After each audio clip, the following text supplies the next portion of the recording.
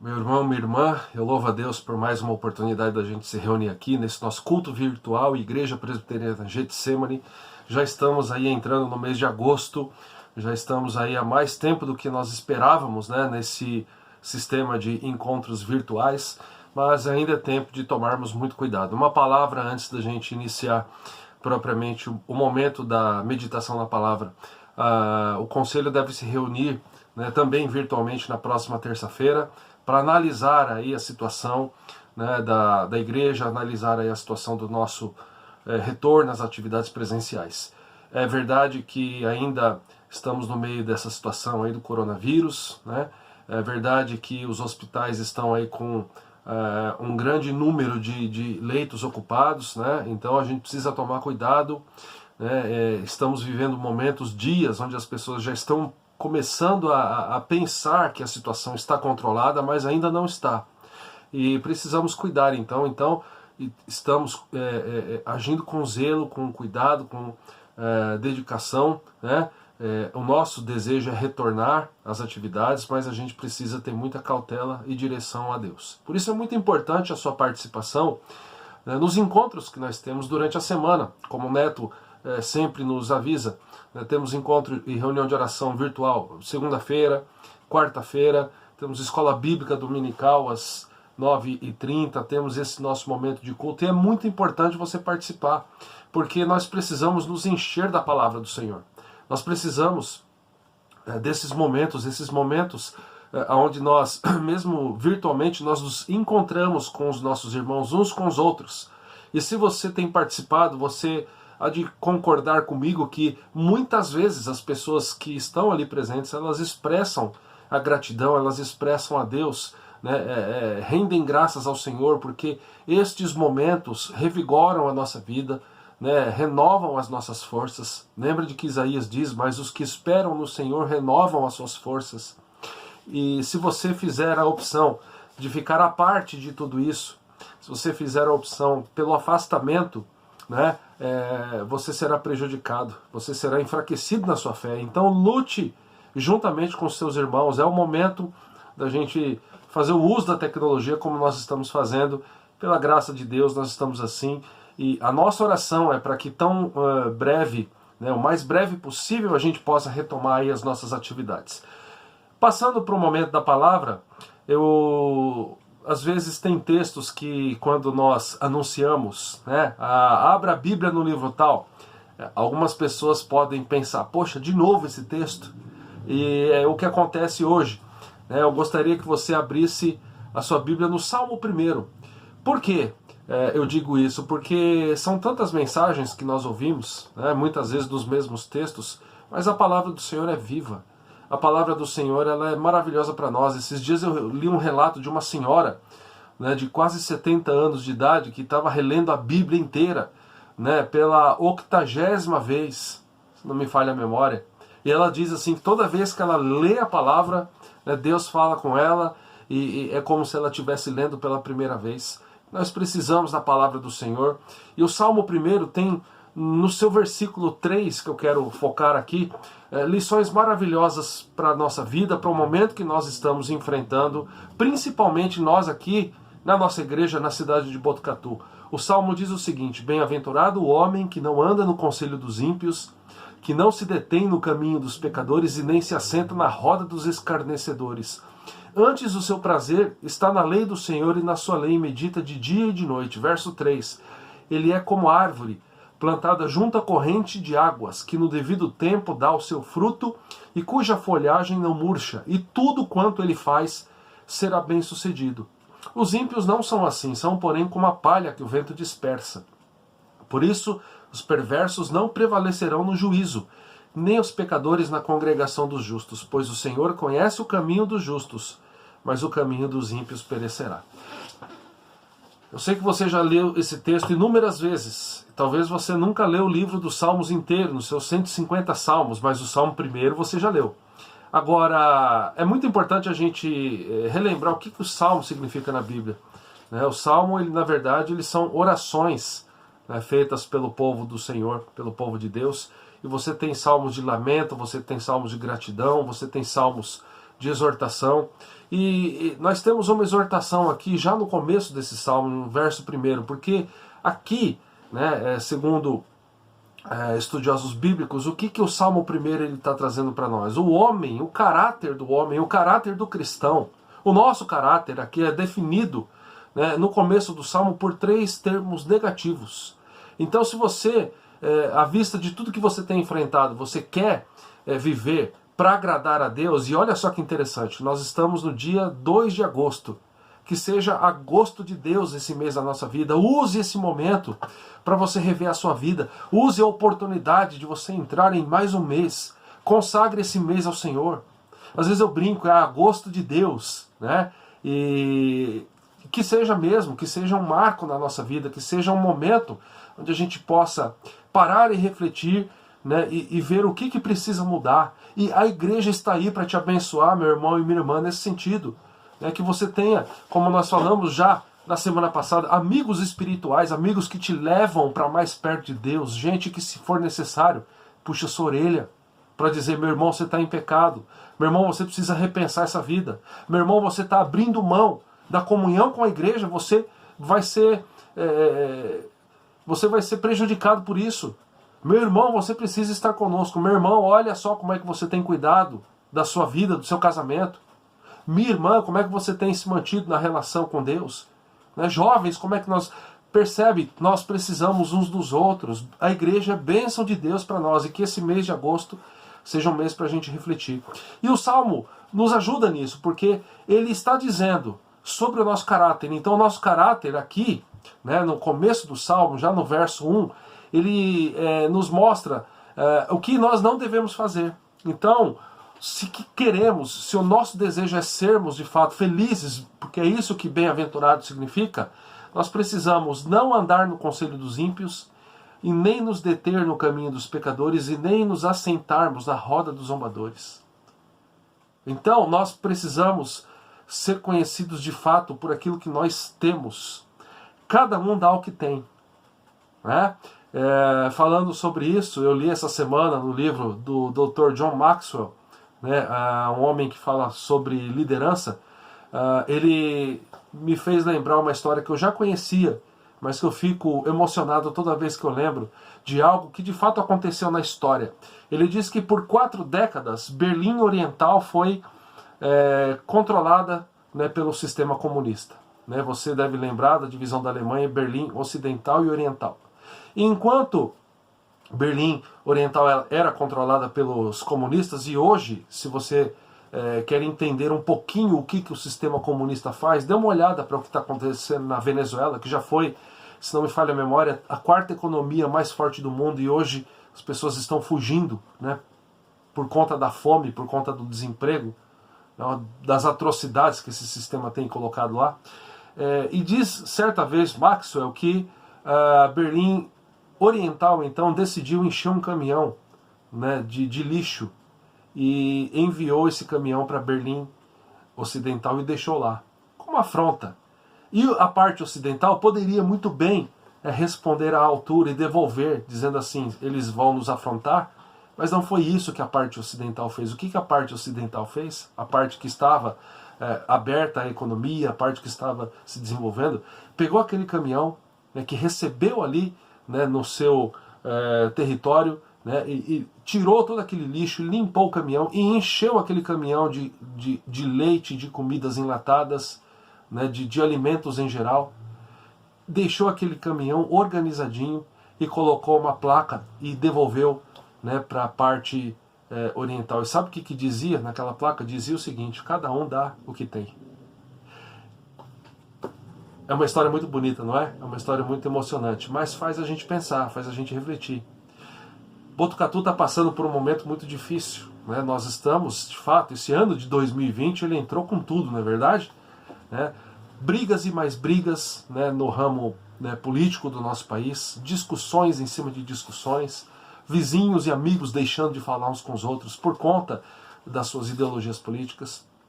A Covid-19, que trouxe juntamente com ela este medo, este pavor na população mundial, e não é para menos, né? Você deve conhecer já alguém, alguma família, que perdeu um ente querido. Talvez você já enfrentou. Nós temos no nosso meio irmãos que já enfrentaram essa situação de estarem doentes e de perderem entes queridos por isso.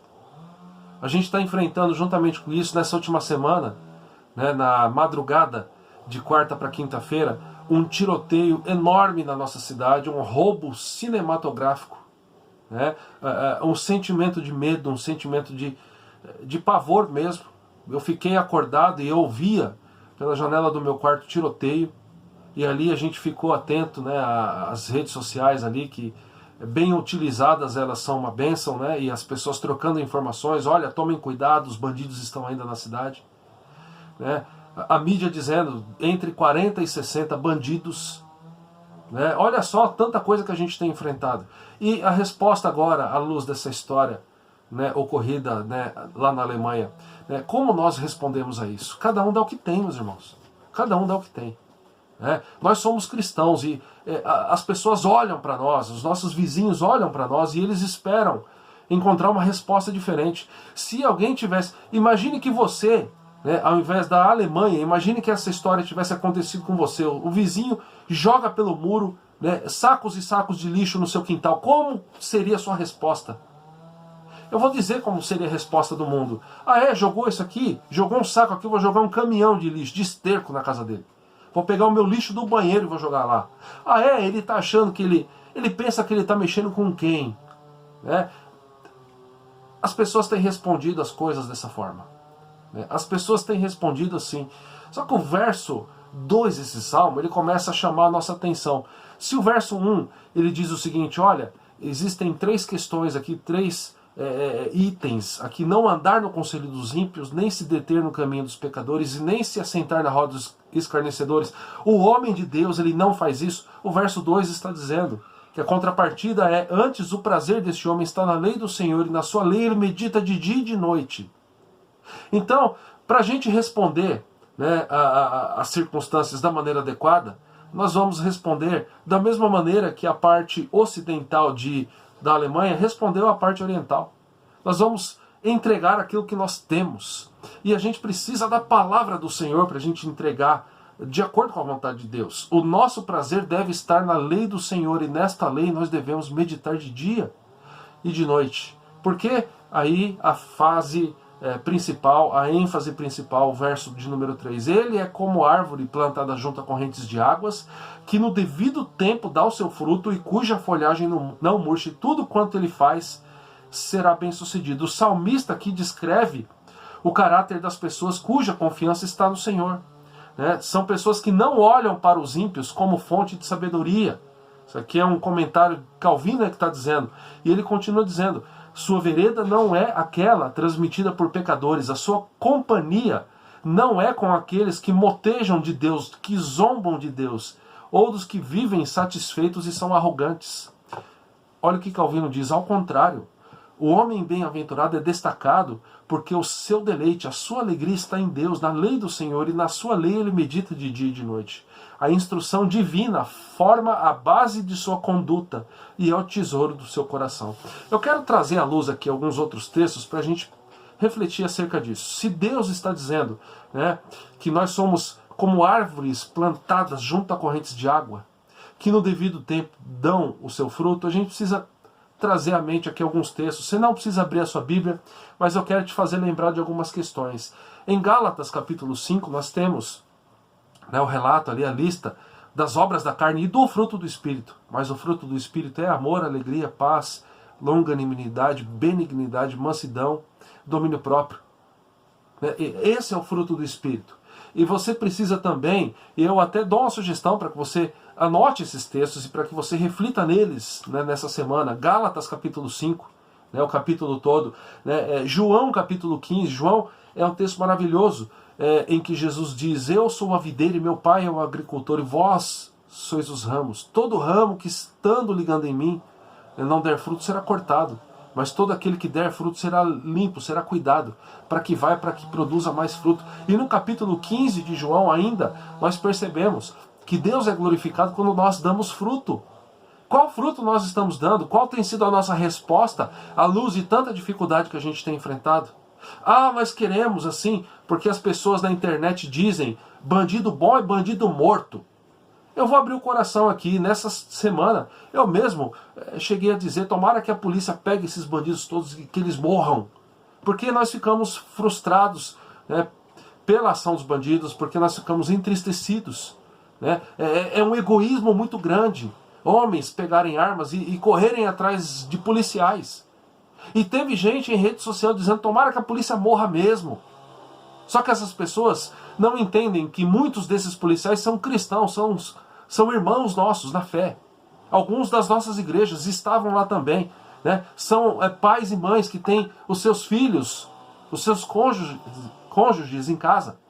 E gente ainda defendendo o bandido. Só que se eu sou um cristão, se eu tenho prazer na lei do Senhor, eu preciso lembrar de alguns outros textos. Por exemplo, o texto de Ezequiel 18:23, que diz o seguinte: acaso tenho eu prazer na morte do perverso? Diz o Senhor Deus. Não desejo eu antes que ele se converta dos seus caminhos e viva? Meus irmãos, então a gente precisa parar e fazer uma reflexão, porque quando nós deixamos que os nossos sentimentos aflorem, e esses sentimentos eles são contrários à palavra de Deus, isso pode ser uma evidência de que nós não estamos tendo assim tanto prazer na lei do Senhor. Porque quanto mais prazer nós temos na lei, mais nós meditamos nela. E no momento onde nós dizemos, tomara que esse bandido morra, o Espírito Santo vai nos lembrar, opa, acaso tenho eu prazer na morte do perverso? Antes o meu prazer não é que ele se converta e viva? Então a gente precisa lembrar desses textos, a gente precisa ter a paz, a gente precisa ter a segurança no Senhor. E aqui um outro ponto que a gente precisa refletir, não é só a ira descontrolada que muitas vezes aflora, né? Mas é também um desânimo descontrolado, né, que nós enfrentamos. Parece muitas vezes que Deus perdeu a mão, perdeu o controle. Parece que nós estamos completamente encurralados e ninguém e nada pode mudar a situação. Né? Parece que ninguém tem capacidade de vencer a Covid. E quando eu digo ninguém, né, pela postura de alguns, muitas vezes parece que nem Deus pode fazer isso. E aí as pessoas se encolhem, as pessoas permitem com que esse medo exacerbado, exagerado tome conta, né? E esse medo faz com que a gente assuma muitas vezes uma postura de desânimo completo, de entrega completa, de entrega total. E a gente não sente nem vontade mais de louvar a Deus, porque afinal de contas a gente ora, mas a gente não tem assim esperança de que as coisas vão mudar. Meus irmãos, se a gente estiver meditando na lei do Senhor, a gente vai lembrar do que Abacuque diz, capítulo 3, verso 17. Eu vou ler do 17 até o 19, não precisa abrir na sua Bíblia, mas Abacuque diz, ainda que a figueira não floresça, nem haja fruto na vide, ainda que o produto da oliveira minta e os campos não produzam mantimento, as ovelhas sejam arrebatadas do aprisco e nos currais não haja gado, todavia eu me alegro no Senhor e eu exulto no Deus da minha salvação. O Senhor Deus é a minha fortaleza e faz os meus pés como os da corça e me faz andar altaneiramente. Olha o que o profeta diz no verso 18. Todavia, né, eu estou enfrentando tudo isso, a situação está difícil mesmo, todavia eu me alegro no Senhor e eu exulto no Deus da minha salvação. É tempo da gente refletir. Aproveite, né, esse mês novo, esse ciclo novo, faça deste mês um novo ciclo na sua vida. E nesse mês, consagre a sua vida ao Senhor e diga o seguinte, Senhor, eu quero mais de Ti, eu quero conhecer mais o Senhor. Buscar-me-eis e me achareis quando me buscardes de todo o meu coração, diz o profeta. A gente precisa buscar mais a Deus, a gente precisa confiar mais, entregar mais a situação ao Senhor. Ao invés de permitir com que a raiva tome conta da nossa vida, a gente precisa passar mais tempo em oração, em leitura da palavra, para que, de fato, né, sejamos conhecidos pelo fruto do Espírito. Leia lá em Gálatas 5. Medite, né, em cada uma das palavras ali relacionadas ao fruto do Espírito. Medite nisso. E veja se de fato isso tem sido realidade na sua vida. Uma outra forma de você pensar sobre se você está cheio do Espírito, se você é homem, você tem sido sacerdote de Deus no seu lar, você tem orado com a sua família, você tem lido a palavra juntamente com eles. Se você é esposa, que tipo de esposa você tem sido? Uma auxiliar idônea do seu marido? Ou você ignora todas as palavras dele? Como tem sido o relacionamento dos pais com os filhos? Como nós, filhos, estamos nos relacionando com os nossos pais? Como nós amamos ao Senhor e ao nosso próximo? Isso Tudo isso são marcas. Nós somos jovens, então nós estamos observando ali o que o salmista diz, por exemplo, no Salmo 119, sobre a postura do jovem. Qual tem sido a nossa postura em relação aos nossos vizinhos? Qual tem sido a nossa resposta em relação àqueles que ainda não conhecem o Evangelho? Nós temos a capacidade que nós estamos em missão. Gosto muito de uma definição de Bonhoeffer, que ele diz: a igreja é o povo de Deus em missão no mundo. Temos essa capacidade? Ou nós somos apenas mais uma voz no meio da multidão ingrata, no meio de uma multidão desanimada, no meio de uma multidão sem esperança?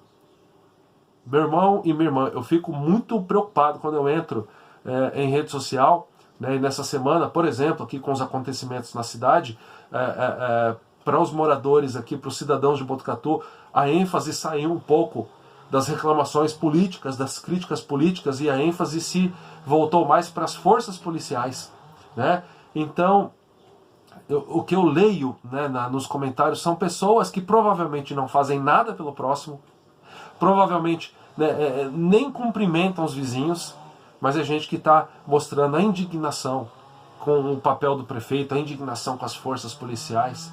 Não tem problema ficar indignado, não tem problema ficar indignado também no ramo político. O cristão não tem político de estimação, né? Se os políticos que estão ali, se eles estiverem bem, graças a Deus, nós oramos pela vida dos políticos. Se você participa das nossas reuniões, você percebe que a Igreja Presbiteriana Getsemane ora pelas autoridades, porque a Bíblia nos ordena isso.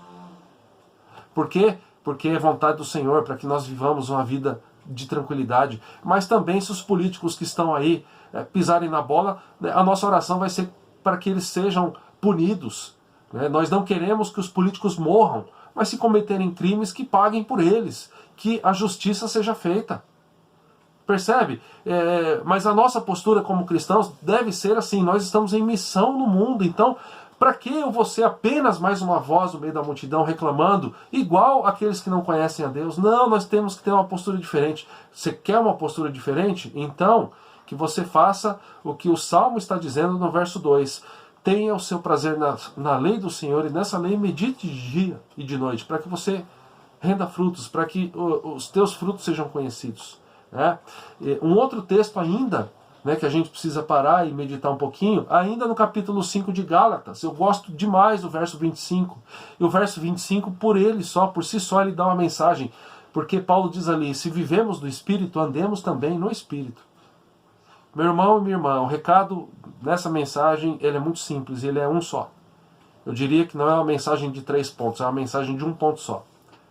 Sejamos práticos e sejamos cristãos de fato. Que a nossa resposta seja bíblica. Que sejamos luz no meio dessa multidão, né, que anda em trevas. Que sejamos as pessoas que se alimentam da palavra do Senhor. Que sejamos homens e mulheres que têm prazer nessa lei. E que não são apenas mais uma voz na multidão, mas que sejamos a voz, que sejamos a voz de Deus, que sejamos os representantes de Jesus na terra.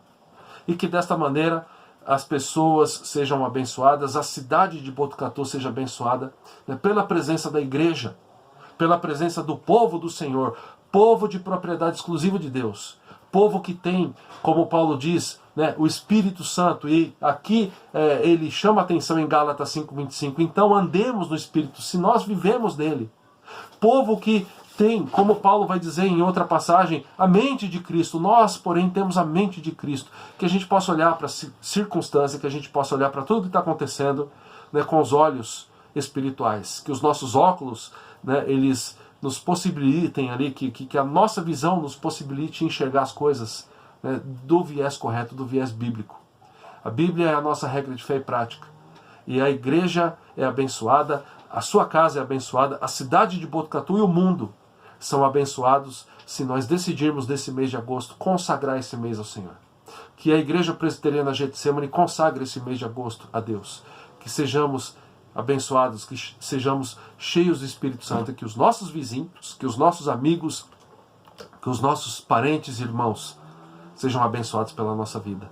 Porque é isso que nós precisamos. A nossa vida deve ser uma vida pautada pela palavra. No verso 4, mais uma vez, o salmista vai voltar para aquilo que vai acontecer com essas pessoas que se acham as detentoras da verdade, mas não conhecem o Evangelho. Os ímpios não são assim, são porém como a palha que o vento dispersa.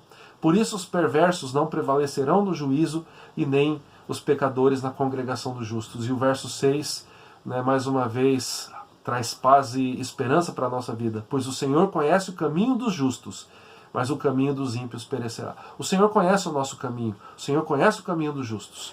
O Senhor tem um caminho para nós, que você esteja nesse caminho. Você quer estar nesse caminho? Então, leia esses textos que eu deixei aqui, né, tomara que a gente possa, nessa semana, meditar no Salmo 1, tomara que a gente possa meditar em João 15 e que a gente possa meditar em Gálatas capítulo 5.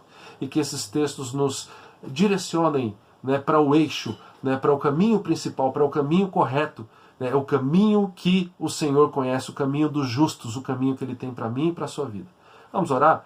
Pai, obrigado porque no meio de tanta dificuldade o Senhor tem nos animado com a Tua palavra que nos mostra, que nos assegura que o Senhor está conosco. Perdoa, Deus, os nossos pecados. Se estamos vivendo como os ímpios, em nome de Jesus, tem misericórdia das nossas vidas e muda essa realidade. E que sejamos, ó Pai, homens e mulheres que se alegram na lei do Senhor e na sua lei meditam de dia e de noite. Que desde o maior ao menor, desde o mais, do mais velho ao mais novo, ó Pai, dentro da nossa igreja, sejamos conhecedores profundos da Tua palavra, que estejamos no processo de conhecer e de conhecer cada vez mais ao Senhor, e que sejamos usados pelo Senhor, ó Pai. Tenha misericórdia, e que a cidade de Botucatu seja abençoada pela nossa igreja, que as nossas casas, as nossas famílias sejam abençoadas pelo fato de nós, ó Pai, o Teu povo, nesta igreja local, sermos homens e mulheres cheios do Espírito Santo, e que tudo isso seja para a honra e glória do Teu nome. Oramos em nome do Senhor Jesus. Amém e amém.